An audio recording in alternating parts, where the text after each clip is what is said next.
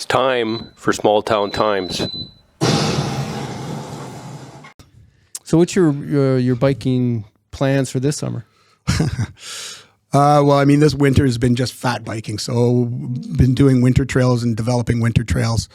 Also helped a little bit with a new gravel race event that's coming this year called the Voyageur 200, which is a 200-kilometer race from here to Mattawa and back on gravel roads and trails.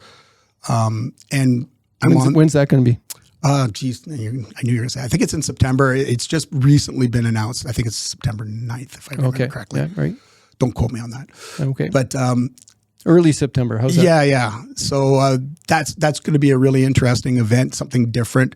There's been a real growth in gravel rides and stuff like that. And certainly in Northern Ontario, we have far more gravel roads than we have paved roads. So it kind of fits well for us. Mm-hmm. Another thing that has been on the agenda for a long time is sorting out the issues on the escarpment with the mountain biking trails, because a good portion of that trail system is located on private lands. And I guess it was about 12 years ago when the Conservation Authority kind of stepped in, when there was some serious injuries and stuff going on and things going on the trails, that they were going to close the trails. And of course, the mountain bikers and the hikers and everything like that were really upset, because it was a big community asset that was really well used. But it's been a very long and slow and tedious process. And we're looking at now, rather than getting memorandums of understanding with these private land holdings, is actually trying to secure them into the public sector and either protect them as parks and deed them to the Conservation Authority to manage, or the city of North Bay. And this past summer, I went and looked at all 15 tourism zones in Ontario, and then rode some of the better mountain biking trails in each one of the zones across the province. And one of the ones that we rode was in Thunder Bay, called Trowbridge Forest. And it developed very much the same way, where local mountain bikers started making trails. Some of it was on private land, some of it was on city-owned land. And eventually the city recognized the value of that community asset and consolidated it into a master plan for that trail network, got it under public ownership. And they're now luckily in the position they're going to be holding the 2024 Canada Cup mountain bike races there, which is incredible. And their trails are no better than what we have here. So we could certainly do the same thing, but we need to get that thing under public ownership, because nobody's going to invest in it the way it is right now. And are you talking about the Three Tower Trails? No, that's probably one of the few trail networks other than Laurier Woods that are kind of a legal trail network. We have a lot of trails in North Bay that are very informal and go over top of private land. And in some cases, the private landowners allowed it to happen over the years. But it's not a great situation, because it's very tenuous. At any point in time, they could develop that land or sell that land, and those trails would all be lost. Yeah. By the same token, we're super appreciative that they have allowed us to use them over the years too. So Three Towers is a different story. It's a different story. They have an actual permit. It's on Crown land.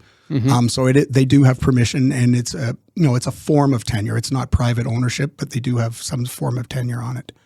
I had heard that one of the landowners up on top of the escarpment didn't actually want trails going through the property and clear cut it, and well ahead of his plans for subdivisions. Is that one of the trail systems that's under threat, or is that something different?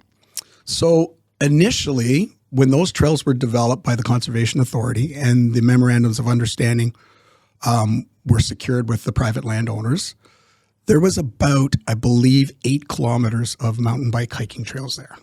Over the years, people have taken it upon themselves to build more and more and more trails. And we did an inventory in 2019, 2020, I believe. And at that time, there was about 23 kilometers of trails. And I would say that you could add another 6 or 7 since then. You know, it's just a constant accrual of trails. So they're not legal. Right. You know, there was no permissions granted. So these property owners that decide to develop, if the trails are occurring on there, then yeah, they're lost. You know, they're going to develop them. What we're trying to do is, because a lot of these properties that are on the escarpment have very limited development potential anyways, because there's so many other constraints, we're looking to the city, because the city has a number of developable vacant properties that they would love to be developed. So we're saying, let's set up a land trade with the developers. They give you the escarpment. We secure it for the long term and secure that trail system. You give them these developable properties within the city that they can actually do something with, which brings your revenue base up and solves some of the housing issues that we have available right now. So it's kind of a win-win for both sides. We're early in that talks, and there's been some, the developers are interested. The city has also expressed a possible interest as well. So we're hoping that could come together. Sounds like too bright of an idea to fly. Like, it makes too much sense. I think it's something that hadn't been thought of before, quite honestly. All right. I think they were very intent on getting the memorandums of understanding. And I don't mind that approach. It's just that it is kind of tenuous. It's not very permanent. And like you say, it's hard to make an investment decision on something that's not actually committed. Yeah, and in lots of other communities, private corporations have invested in these types of trail networks. It would be very difficult to get a private corporation to invest in something that's on a memorandum of understanding. Like, who's going to put $1 million in, and then tomorrow the person decides to develop the property or whatever, and it's all lost. Okay. So, I think that's a really important. We got to get to that stage.